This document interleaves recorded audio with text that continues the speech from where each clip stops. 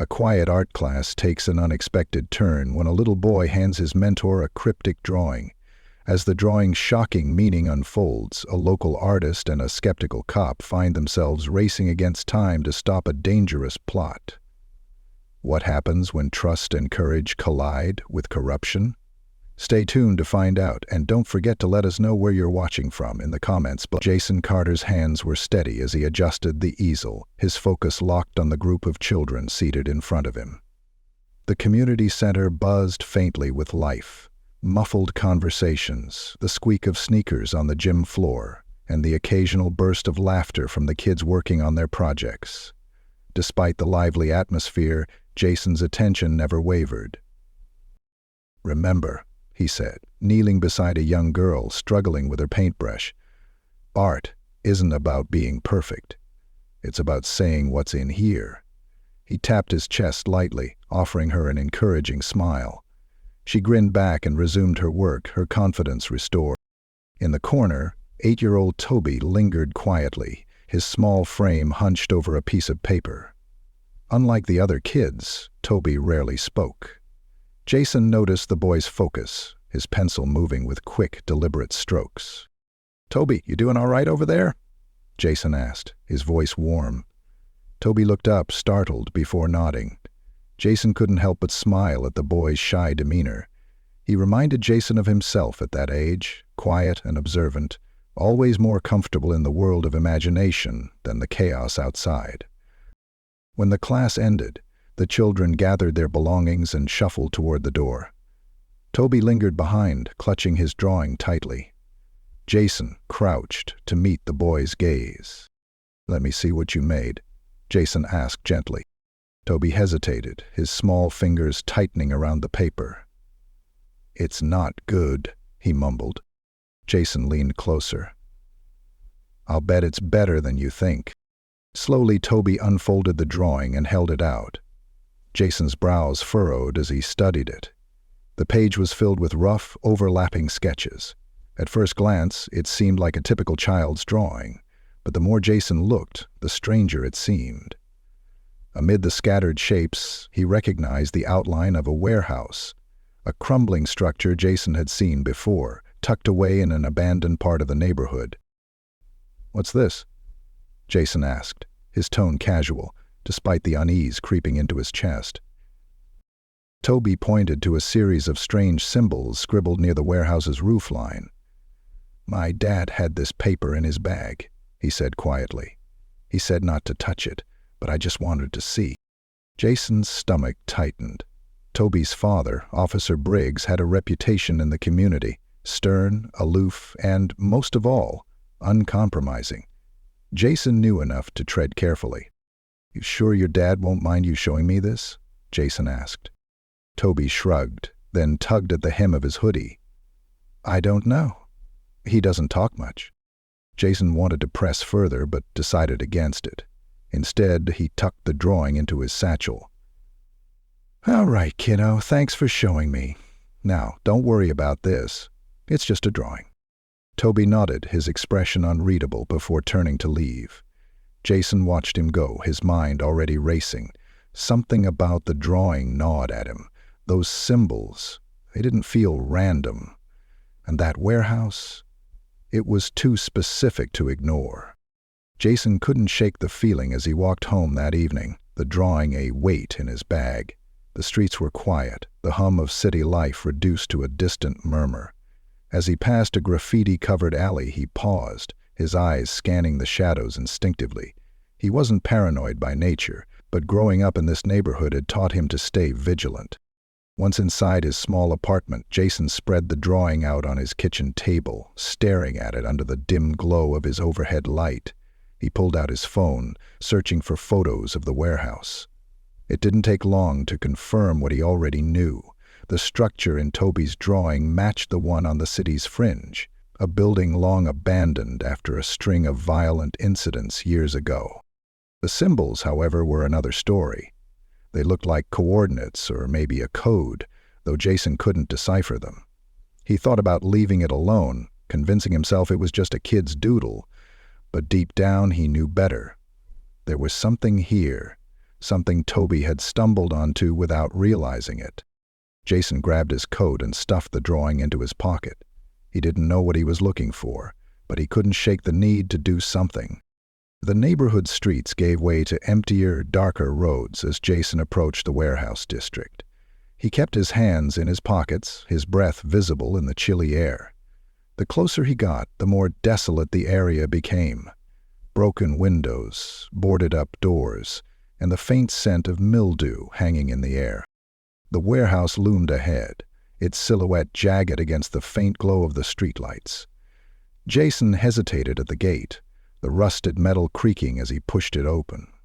The eerie silence was broken only by the crunch of gravel beneath his shoes. "Hey, you there." Jason froze. The voice was sharp, authoritative, and unmistakable. He turned slowly, his hands raised instinctively. "Relax," said the figure emerging from the shadows. It was Officer Briggs, his hand resting on the holster at his side. "What are you doing here?" Jason exhaled, forcing a calm tone. "I was just passing through. Thought I'd take a look around." Briggs narrowed his eyes. "This isn't a place you just pass through. You've got 2 seconds to explain yourself before I haul you in for trespassing."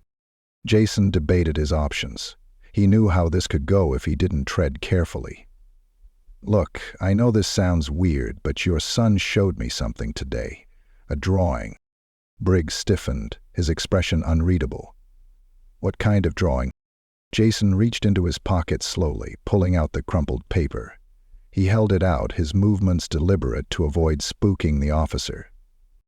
Briggs snatched it, his eyes scanning the page. As he read, his face darkened. "Where did you get this?" "Toby gave it to me," Jason said quickly. He didn't know what it was. He thought it was just a sketch, but it looks like more than that, doesn't it? Briggs's jaw tightened. For a moment, Jason thought the officer might rip the paper in half. Instead, he folded it neatly and tucked it into his jacket. "This doesn't concern you, with due respect." "It does," Jason said, his voice steady. "That building, it's in our neighborhood. If there's something dangerous going on, don't you think we should know?" Briggs took a step closer, his imposing frame casting a shadow over Jason. "You don't know what you're getting into." "Then tell me," Jason shot back, surprising even himself with the conviction in his voice. The 2 men stared at each other, tension crackling in the air. Finally, Briggs exhaled sharply. "Fine. You want to help? Keep your mouth shut and stay out of my way." Jason watched as Briggs turned and disappeared into the warehouse. He should have left then, gone home and forgotten the whole thing. But his feet didn't move. Something about Briggs's reaction only made him more certain. Whatever was happening here was bigger than he could have imagined. Jason glanced around, the shadows feeling darker, heavier. He knew he was in over his head. But if there was one thing he'd learned growing up here, it was that sometimes doing the right thing meant taking risks. And right now, he couldn't walk away. Jason stayed rooted to the spot, the warehouse looming like a giant, silent sentinel. The words Officer Briggs had thrown at him, "Stay out of my way," echoed in his mind. But Jason knew himself too well. He had always been the kind of person who couldn't turn away when something felt wrong. And this felt wrong in every possible way. Peering through the warehouse's broken windows, Jason saw a faint light flicker inside. He hesitated, debating whether to follow Briggs or wait outside. The sound of distant footsteps crunching on gravel made the decision for him. Someone else was approaching. Jason ducked behind a stack of rusted barrels, his heart hammering as 2 shadowy figures moved into view. They stopped near the warehouse entrance, their voices low and hushed, but he could make out snippets of their conversation. "Tonight's the last drop. We can't afford another delay," one man said, his voice gruff. "You think Briggs is catching on?" the other asked, shifting nervously. Jason strained to hear the reply, but the men had moved farther inside, their words swallowed by the cavernous space. He swallowed hard. Briggs wasn't just here by chance. He was investigating something serious. And if these men were any indication, whatever was happening involved more than just a simple misunderstanding. Clinging to the shadows, Jason crept toward the warehouse entrance. The door was ajar, a faint yellow light spilling through the gap. He peeked inside and saw Briggs crouched near a stack of wooden crates, his hand on his holstered weapon. The officer's face was tense, his eyes scanning the room. Jason slipped inside quietly, his pulse racing. He stayed low, hiding behind a stack of metal pipes as he observed the scene. The warehouse was massive, its high ceilings disappearing into darkness. Crates and machinery were scattered throughout, and in the center of the room, a group of men stood around a table. They were inspecting what looked like bags of powder. "Move the shipment out before sunrise," one of the men said, slamming his fist on the table. "We can't risk leaving anything behind." Briggs shifted slightly, his movement drawing Jason's attention. The officer was preparing to confront the group, but Jason could see it was a losing battle. There were too many of them, and Briggs was alone. Jason wanted to intervene, to shout a warning, but he knew he'd only make things worse. Suddenly, Briggs stepped forward, his gun raised. "Police! Hands in the air!" The men froze, their eyes darting toward the source of the voice. For a moment, it seemed like they might comply, but then chaos erupted. One of the men bolted toward the back of the warehouse while another lunged at Briggs. The officer fired a warning shot into the air, but it wasn't enough to deter the group. They scattered, some reaching for weapons hidden among the crates. Jason's instincts kicked in. He grabbed a length of metal pipe from the ground and hurled it at a man charging toward Briggs. The pipe clattered against the man's legs, sending him sprawling. Briggs turned, his eyes widening as he saw Jason. "What the hell are you doing here?" Briggs shouted, ducking behind a crate as bullets ricocheted off the metal. "You're saving your life," Jason shot back, grabbing another pipe and taking cover beside Briggs. "This isn't a game," Briggs hissed. "You're going to get yourself killed." Jason didn't respond. His adrenaline was pumping too hard, his focus narrowed to the immediate danger. One of the men fired in their direction, the bullet slamming into the crate inches from Jason's head. He flinched, but held his ground. Briggs returned fire, his movements precise and controlled. He managed to take down one of the attackers, but the others were closing in. Jason knew they were outnumbered, and without backup, it was only a matter of time before they were overwhelmed. "You called for backup, right?" Jason asked, his voice tight with urgency. "I didn't get the chance," Briggs admitted. His jaw clenched. Jason's stomach sank. They were on their own. The next few minutes felt like an eternity. Jason and Briggs moved in tandem, using the warehouse's maze of crates and machinery to evade their attackers. Jason's hands trembled as he gripped the pipe, his breath coming in shallow bursts. He wasn't a fighter, but survival instinct pushed him forward. At one point they found themselves cornered near a stack of pallets. The sound of approaching footsteps grew louder, and Jason's heart pounded in his chest. Briggs raised his gun, ready to defend them to the end. But Jason noticed something the officer hadn't. A loose beam hanging precariously above their attackers. "Shoot the beam!" Jason shouted. Briggs hesitated, his confusion evident. Briggs aimed and fired, the bullet striking the beam's weak point. The wooden structure groaned before collapsing, sending a cascade of crates and debris onto their pursuers. The men scrambled to escape the falling wreckage, giving Jason and Briggs a chance to move. "Not bad," Briggs muttered as they ducked into another hiding spot. It was the closest thing to a compliment Jason had ever received from the officer. The sound of distant sirens finally broke through the chaos. Briggs exhaled sharply, relief washing over his face. "Backup's here." Jason sagged against the wall, his energy drained. He watched as uniformed officers stormed the warehouse, shouting commands and rounding up the remaining criminals. The tension in the air began to dissipate, replaced by the hum of police radios and the shuffle of handcuffed suspects. Briggs turned to Jason, his expression a mixture of frustration and gratitude. "You shouldn't have been here." Jason met his gaze, unflinching. "And you shouldn't have been alone." The officer shook his head, a reluctant smile tugging at the corner of his mouth. "You're a stubborn one, aren't you?" Jason shrugged. Guess I am. As the last of the suspects were loaded into police cars, Jason felt a strange sense of accomplishment. He had stepped into a world he didn't belong to, faced danger head-on, and somehow come out the other side. But he also knew this was far from over. The warehouse was just one piece of a larger puzzle, and the drawing in Briggs's pocket held more answers than either of them could imagine. Briggs clapped a hand on Jason's shoulder, his grip firm but not unfriendly. "You've got guts, kid. I'll give you that." Jason nodded, his resolve strengthening. "This isn't just about guts, it's about doing the right thing." Briggs didn't argue. Instead, he gestured toward the warehouse, now swarming with officers. "Come on. Let's see what else we can find."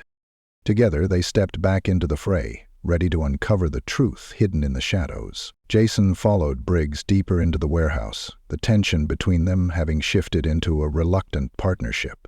The chaos had settled, but the dimly lit space still carried an air of unease. Officers combed through the scene, cataloging the drugs, weapons, and evidence that had been hastily abandoned by the criminals. Jason, despite his exhaustion, felt a pull to stay and see this through. "Over here," Briggs barked, signaling to one of the officers. Jason watched as they uncovered a locked metal box hidden beneath a stack of crates. The officer pried it open, revealing stacks of cash, documents, and a small tablet. Briggs grabbed the tablet, his face darkening as he scrolled through its contents. This is bad." Jason stepped closer, unable to resist his curiosity. "What's on it?" Briggs hesitated, his grip tightening on the device. "Names, transactions, payoffs." He looked up, his expression grim. "Some of these names are cops." Jason's stomach dropped. He had suspected corruption, but seeing Briggs confirm it felt like a punch to the gut. "Cops?" Jason repeated, his voice low. "People in your department?" Briggs nodded, his jaw clenched. "Looks like it. This operation wasn't just a gang thing. It was protected by people who are supposed to uphold the law." Jason leaned against a nearby crate, the weight of the revelation pressing down on him. "So what now? You can't just ignore this." Briggs glared at him, his expression hardening. "You think I don't know that? But this kind of thing doesn't get fixed overnight. If I make one wrong move, they'll bury this, and me." Jason held his gaze. "Then you make the right move. You can't let this slide." Briggs sighed, running a hand over his face. "This isn't as simple as you think, kid." Jason stepped forward, his tone firm. "I know it's not simple, but that doesn't mean it's not worth doing. If you let this go, what happens to Toby? What happens to all the kids in this neighborhood who are supposed to look up to people like you?" The mention of Toby seemed to strike a nerve. Briggs's shoulders sagged slightly, the tough facade slipping for just a moment. "You don't understand the risks," he muttered. "I don't have to," Jason shot back. "You do." The next morning, Jason found himself back at the community center, surrounded by the familiar buzz of children and parents. Despite the previous night's events, he had promised to host another art class, and he wasn't about to let the kids down. Toby was there, as usual, quietly working on a new drawing.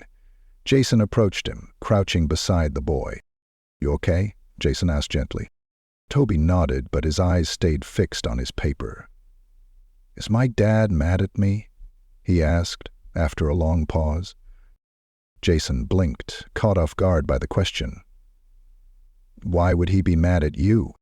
Toby shrugged, his small shoulders rising and falling. "Because I showed you the drawing." Jason hesitated, choosing his words carefully. "Your dad's not mad. In fact, I think he's proud of you. That drawing helped a lot of people." Toby finally looked up, his expression searching. "Really? Really?" Jason said, offering a reassuring smile. Later that day, Jason received an unexpected call from Briggs. The officer's voice was curt, but there was an undercurrent of urgency. "Meet me at the station," Briggs said. "There's something you need to see." Jason didn't hesitate. When he arrived, Briggs led him to a conference room where a few high-ranking officers were gathered. On the table lay the evidence they had recovered from the warehouse, including the tablet. "This is him," Briggs said, gesturing to Jason, "the one who helped me." The officers exchanged glances, their expressions a mix of skepticism and curiosity. Jason shifted uncomfortably, unsure of what to say. "You've got guts, kid," one of the officers finally said. "And thanks to you, we've got enough to blow this thing wide open." Jason's eyes widened. "You're going public with this?" Briggs nodded, his expression serious. "We don't have a choice. The department needs to clean house, and it starts with this." Jason felt a surge of relief, mixed with apprehension. The thought of exposing corruption within the police force was daunting, but it was the right thing to do. "What about the people involved?" Jason asked. "The ones on that list?" "They'll be dealt with," Briggs said firmly, "but it's going to be a long fight." Jason nodded, his respect for Briggs growing despite their rocky start. "I'm glad you're doing this." Briggs gave him a small, almost imperceptible nod. "Me too." The fallout was immediate and far-reaching. News of the corruption scandal rocked the city, sparking outrage and calls for reform. Several officers were arrested, and investigations were launched into their dealings. The warehouse raid became a turning point, a moment when the community began to demand accountability.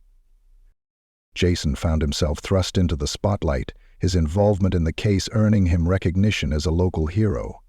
It was overwhelming at first, the interviews, the questions, the sudden attention, but he used the platform to advocate for change, focusing on the kids he worked with every day. As for Briggs, the ordeal transformed him in ways Jason hadn't expected. The once aloof officer became a more visible presence in the community, taking steps to rebuild trust with the people he served. He and Jason formed an unlikely alliance, working together to create programs aimed at bridging the gap between law enforcement and residents. Months later, Jason sat on the steps of the community center, watching the kids play in the courtyard. Toby ran up to him, holding out a new drawing. "What do you think?" Toby asked, his eyes shining with pride.